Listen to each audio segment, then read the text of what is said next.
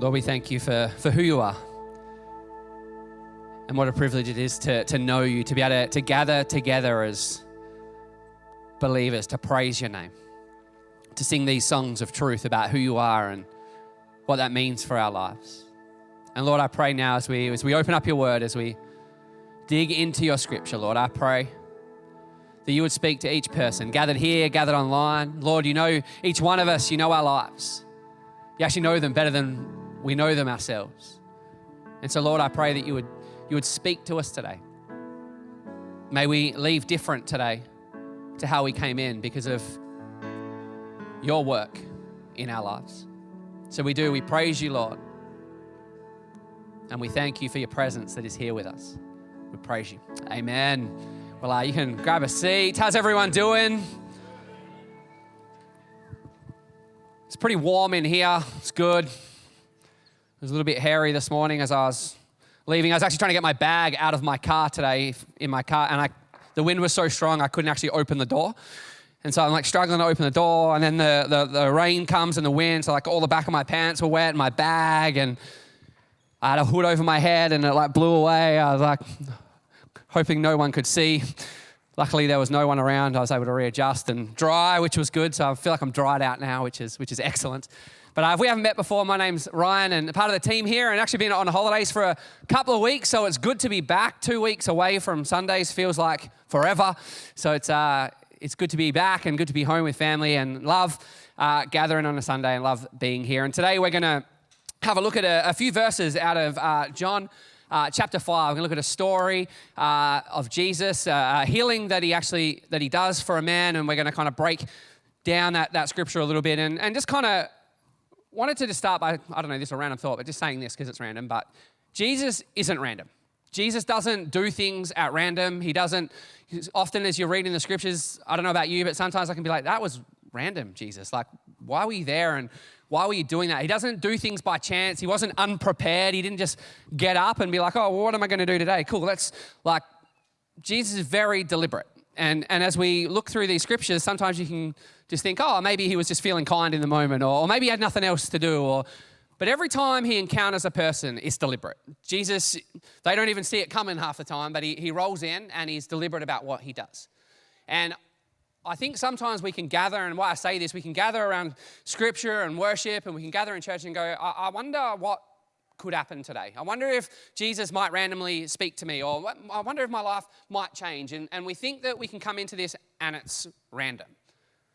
And to us it can feel that way because we can't see the future. But what I know and understand of Jesus is that his plans aren't random. And that we're here today and we're gathered here today, and to him that's not by chance. He has a plan for your life. He has a plan for my life. He has a plan for us as a church today. He has a plan for our Mullaloo campus, for you at home. He has a plan for you today. And it isn't by chance that he would move in your life. The chance, I think, where a chance comes in is whether we're willing to look to Jesus and say, hey, I'm willing to open myself up here and allow you to do some work in my life. And I think when we do that, he's there. And so we're going to break down this story, and I hope as we break that down, that makes a little bit of sense. Just wanted to kind of intro it to us that way, and we'll pick it up in John 5, and it says, from Galilee, Jesus returned to Jerusalem to observe one of the Jewish feasts. Inside the city, near the sheep gate, there is a pool, called in Aramaic the House of Loving Kindness, surrounded by 5 covered porches. Hundreds of sick people were lying under the covered porches, the paralyzed, the blind, the crippled, all of them waiting for their healing. For an angel of God periodically descended into the pool to stir the waters, and the first one who stepped in the pool after the waters swirled would instantly be healed. To me, that's like a real Aldi type situation. Like, you know, have you ever been to a sale at Aldi and they're like, we're going to sell you this chainsaw that you can pick up that's worth $1,000 and you can buy it for $20 while you get the rest of your groceries. You're like, I didn't even know I needed a chainsaw. Now I need a chainsaw. So I'm going to go to Aldi and get myself a chainsaw or a 75-inch TV or whatever other random sale item they have on one day only. But then you get to Aldi and you're like, there's a lot of people here. A lot of people need chainsaws. And then you get in there and you realize each store only really had like 2 chainsaws. And so you line up for like 3 hours. You go in there and people are fighting over like 2 boxes. This is the kind of situation that's like here. There's a pool, and at a certain time of the year, the waters would stir. Some people would say an angel would come down. Some people say it's the movement in the water. But the first person that would get in, the lucky dip, the first person gets in the water, gets their healing. And so hundreds of people who are blind, crippled, deaf, whatever their disability might have been, would sit there and wait in the hope that they could get in the water first and that their life would change. And here we see Jesus coming back to observe a feast, to take part in what's happening, finds himself at this pool. Now, Jesus wasn't crippled. He wasn't like, what is he doing? Seems random, but it's not. Because among the many sick people lying there was a man who had been disabled for 38 years. When Jesus saw him lying there, he knew that the man had been crippled for a long time, and Jesus said to him, "Do you truly long to get well?" I don't know about you, I'm 37, pretty sure. 37 years old. So this guy's been kind of crippled longer than I've been alive. So to put that in context, that's a long time to be going to the pool and hanging out and trying to get your chance to have a change of your life. And Jesus walks up to him and goes, "Do you really want to get well?" Be like, "That was me." I'd be like, "Huh? What do you think?" Like, I'm sitting here waiting for my chance to get well. Jesus gives him, in this moment, an invitation to something more.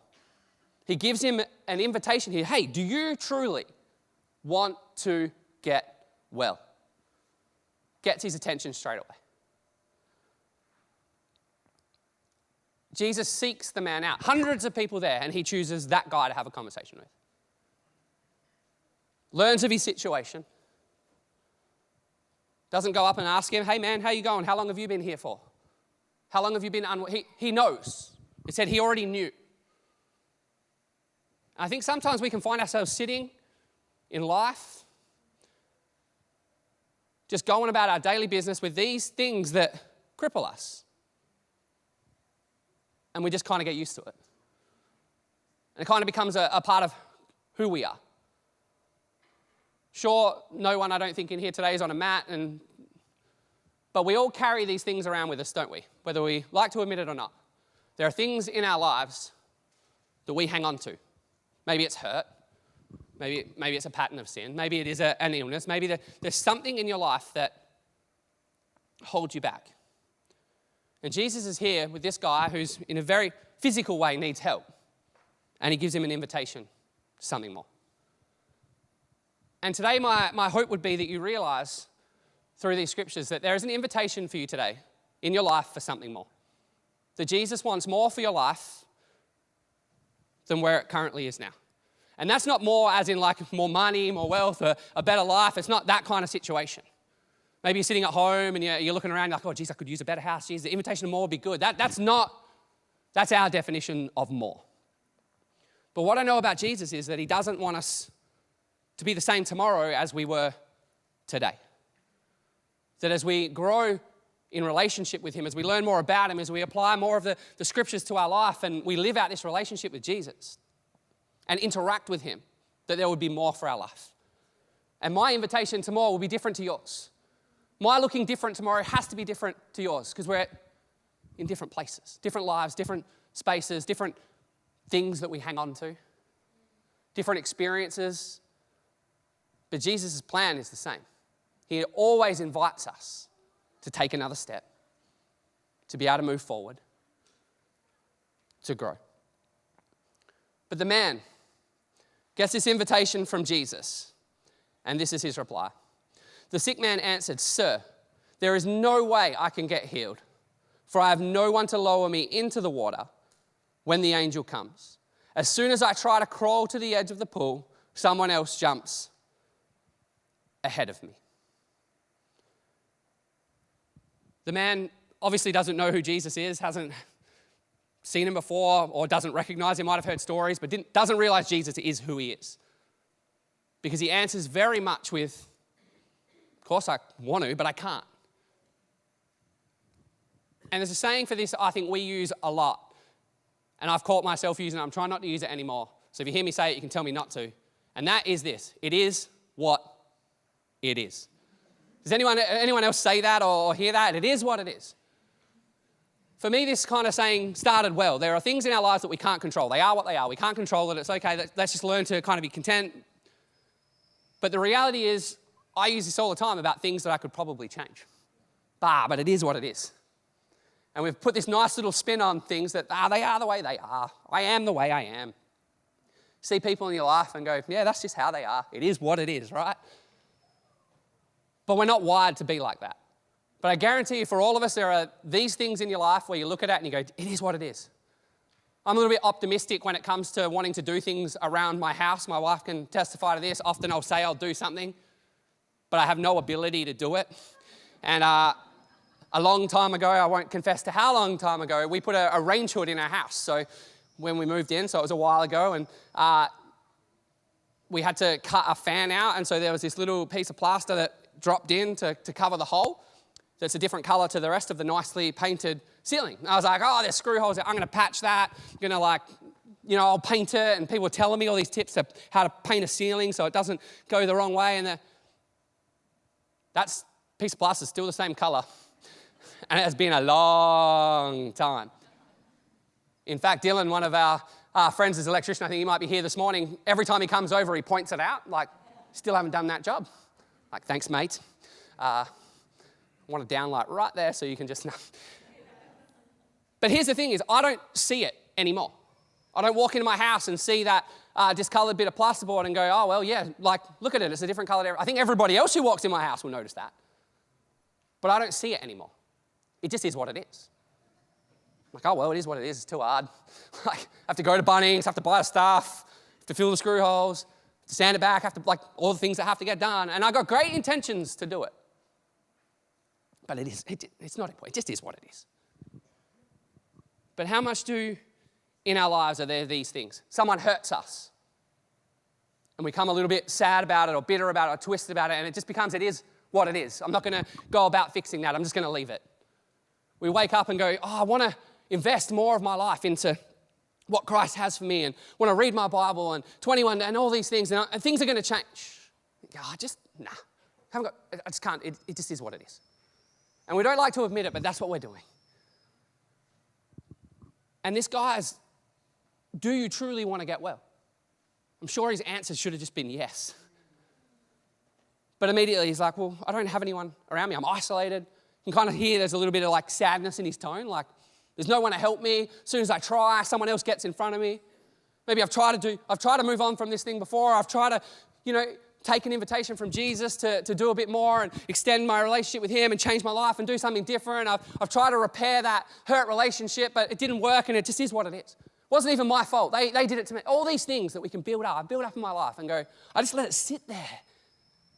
And Jesus is saying, do you want to get well? There's not a lot of faith here. Often when Jesus moves, there's great faith, isn't there? The centurion goes to Jesus and goes, you can heal. You don't even need to come. Just go for it. Luke 5, the guys lower their friend through the roof. And Jesus says, because of your faith, I'm going to heal you. This man here doesn't display any faith. He doesn't even display a desire to get hurt. You know what he does? He just props up an excuse. To him, it's probably we call them reasons quite often. But most of the time, they're excuses. I remember once being late for work to a meeting, and truth be told, I stopped to get coffee and was late, and the traffic was really bad as well at the same time. So the traffic I actually was okay. I stopped to get the coffee, and then the traffic was bad on the other side of the coffee. And so when I got there, I didn't even think about it. I just rolled in and was like, yeah, I'm sorry, the traffic was real bad. And then someone I worked with was like, what, in the drive-thru where you got your coffee from? I was like, oh. Immediately, I'd made up a reason why I couldn't be somewhere on time. But really, it was just an excuse. I didn't allow enough time to get my drive-through coffee. And in fact, that was more important to me than being on time. Because the traffic's always bad in that spot after the coffee. There are these always going to be reasons in our lives why we can't change, why we can't let go of that thing, why we can't make a concerted effort to change that thing. And Jesus is standing there going, hello, do you truly want to be well? And we sing that song, It Is Well With My Soul. That's not everything going well. Jesus isn't saying, hey, do you want your life to be perfect? Do you want it to be awesome? Let me just click my fingers and everything's going to be amazing. He's saying, do you want to be well? Do you want it to be well with your soul? Because he's right there.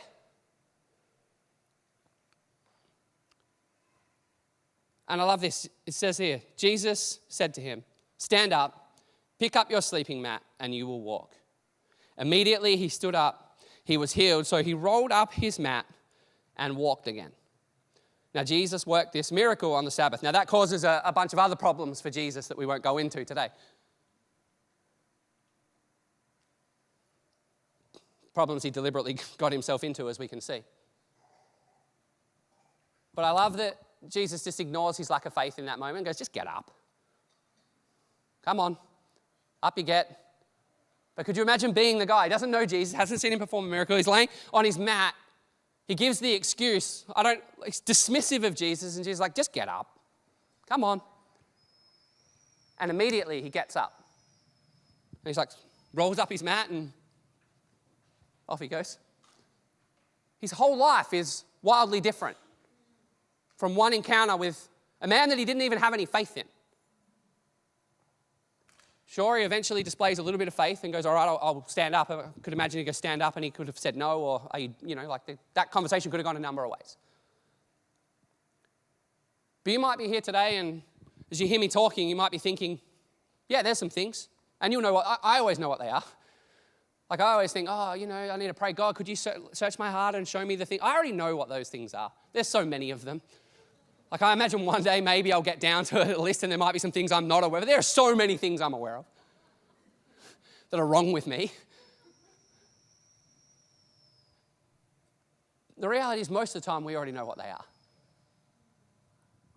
And Jesus is saying, hey, do you want to be well today? I don't know how you came here today, what you were expecting, what you thought today might be for you, but Jesus is here today and he's asking you this question. Do you want more? Do you want to be well? There's an invitation here today to make a change in your life so that you could leave here different to how you walked in. Or we could leave here going, it is what it is. That sounded nice in principle, but nah. You know, the other problem here for this guy was obviously the lack of faith, and Jesus is willing to work through that. The other one is this, that he talks about being alone. Like there's no one to help me. You know, the reality is when we are in these spaces, we often want to keep these things to ourselves, don't we? Like I don't necessarily want Heath knowing like all the things that, I do that are bad. So I just put on a good image to be like, hey man, going real well, busy. In my head I'm like, I yelled at my kids like 6 times today. Like I need help with that. The reality is, I would be doing better if I just had someone to help me.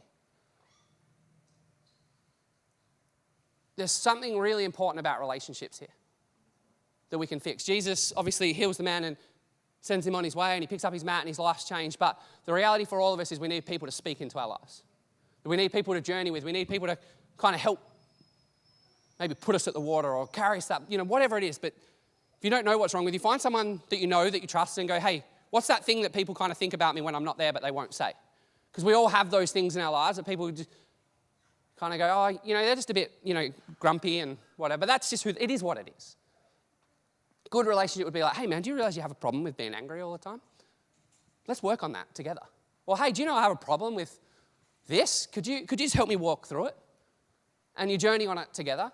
Maybe invitation to more today is to go and have a conversation with someone and go, I feel like Jesus is highlighting this in my life and I need to move forward from it. I want to take a step in that. Could you just journey with me? Help keep me accountable to that. Walk with me. The guy's biggest problem that he thought was that there was just no one to get him to the front of the queue. And Jesus sends him on his way and completely changes his life. I love that. The final verse here is this, and it won't be up on the screen because I forgot to send it to Rod, but it says this. I just want to make sure it's very clear. It's my fault. A short time later, Jesus found the man at the temple and said, look at you now, you're healed. Walk away from your sin so that nothing worse will happen to you. Let's just think about those verses for a minute. The guy had been crippled for 38 years on a mat. Every day he goes to the same place, probably begging for money and then hoping that he may somehow get to that water before someone else. But he'd accepted that for his life. But Jesus comes to him, and this is what I do love about Jesus. Often in these miracles, he uses the physical to get to the spiritual. He uses a physical issue, a healing issue. He comes to the guy, heals him physically, gets his attention, helps him realize that there's more for his life. But then often you'll hear Jesus say this, stop sinning or something worse will happen to you. And I think what could be worse than being crippled for 38 years? You'd be living spiritually blind to the things that Jesus has for my life. For this guy, I'd be living in sin continuously, just going about his life aimlessly without walking with God, just receiving a physical healing. You know, the reality is Jesus will always give the invite for more, but it always comes with the call of you've got to live differently. Doesn't he? There's got to be a difference. What good would it be for the man to be able to walk and forfeit his soul? Some of these things that we hold on to aren't in our control. Sometimes there's illnesses and God heals, and sometimes he does, and there's all these things, but there are things that happen that are out of our control. But what we can control is how we live our life out of it. And we can bring some of these things to Jesus. Hurts, sin, bad habits. We can come to him with a desire for more. He's calling us to that and go, yes, I want to walk in that. I just need to take a step today. But then we've actually got to do something about it. Jesus picks up this guy's life and completely turns it around. And for me, that's how I feel like when I first kind of started making those decisions to go, you know what, I want to follow Jesus. Definitely didn't become heaps better overnight. No way. Ask my youth pastors, ask our senior pastors. I would not have been fun to deal with. But you know, the reality was it was just about taking a step and going, yeah, I realize there's more in this. And then I realized, yeah, I got to do some things a little bit differently. They're glaringly obvious. And then the really hard part was every time I thought, yeah, maybe I've got this together now, there was something else. And it's learning to go, we're never going to be perfect. Doesn't say go and live perfectly. But it just says stop living in your sin. Live different. Because it could be so much better. But if you don't, it could be so much worse than where you originally were. The reality is today, and I know I keep saying this, we want to leave here different to how we came in. And so firstly, there needs to be a recognition of, do I truly want to get well in my life? Are there some things in my life that are just hold me back? Maybe I just need to let go of. Maybe I need to just trust God with. Maybe there's some things in your life, some standards that you've kind of set and you've gone, well, that is just who I am. That is what it is. It's not going to change. Or today do you go, you know what? It's time for a change. It's time to live different. It's time to accept that there is more in Jesus and start to walk in those things. And like I said, if you're sitting there, you probably know what some of those things maybe are. Maybe for some of you, there's some things you've just held on to for way too long. 38 years is a long time. I wonder how you would have gone, like just getting, that's how my brain works. Like how would you go not walking for 38 years and then kind of getting up and, like surely it would have been like a bit like a, you know, like you'd have to learn to do some things again. Sometimes we need to take it right back and kind of begin to start again to be able to heal. I don't know what it is for you. But I just know, and I've had a sense all week that Jesus wants to move in our hearts today. And we're going to invite the team to come back out, and they're just going to lead us in a song. And my question to you is this, is up on the screen. Do you want to accept the invitation? Do you want to accept an invitation from Jesus to have more of your life? To be truly well? To be spiritually well? Because I know that hurt that you're hanging on to, that's not his plan for your life. That difficult situation that you're going through, doesn't have to be all there is in life. He doesn't just sit back and go, good luck with that. Jesus chose to go and walk to that place where all those people were. It's what I loved about Jesus is he's always there going, yep, you're going through a hard time. Come on, let's roll with this together. He knew that one person was going to betray him, yet what did he do? He still walked with him, didn't he? Had him a part of his crew. Knew it was going to happen, but was willing to invest in it. Doesn't matter how far gone you think you are. Doesn't matter how hard your life is. It doesn't matter what bad thing you've done. Jesus isn't saying you're disqualified from that. He's saying, do you want to be well? Doesn't matter how hard that hurt has hit you. He's not saying that's where it has to be for later. Do you want to be well today? Here's the invitation. And so you could leave here today and go, I want to accept that. I want to walk in that. I want there to be something different in my life. I want him to move in my life. I want to accept the invitation, say, to live different. Then he's here and he's waiting for you. And so I would love to pray. And then we're gonna sing a song and just allow God to kind of move in our lives.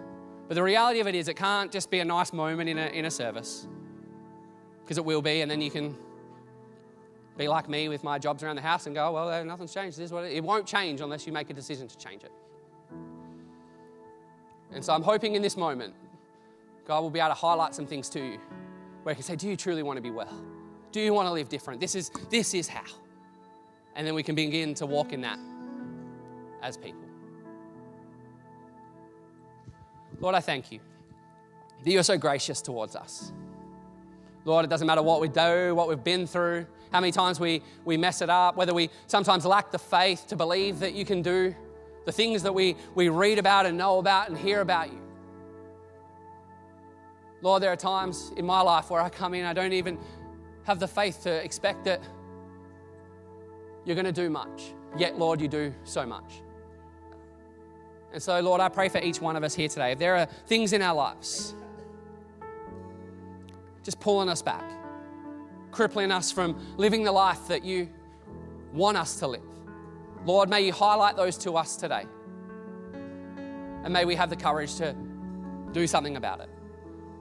Not to isolate ourselves and just accept it for what it is, but to, Lord, to believe you for more. And so, Lord, I pray for each of us as you highlight those things. Lord, may there be healing taking place this morning. May there be restoration of relationships this morning. May there be new life patterns that start because of what you want to do this morning. May we as your people always accept your invitation to be well and for more. And may we always, after every encounter, Lord, do our best just to live differently. To live the way you would want us to live. And to accept that invitation for the life that you call us to. Come on, why don't we stand together? We're going to just sing these songs. I just encourage you just to worship God, to sing to him, to allow him to speak to you in these last few moments that we have together. To figure out what it is that he's calling you to today. What it is that he wants to have you step away from. What it is that he might want you to step into. What needs to be left behind. What needs to change. What's your invitation to more today? Come on, let's sing together. My eyes are on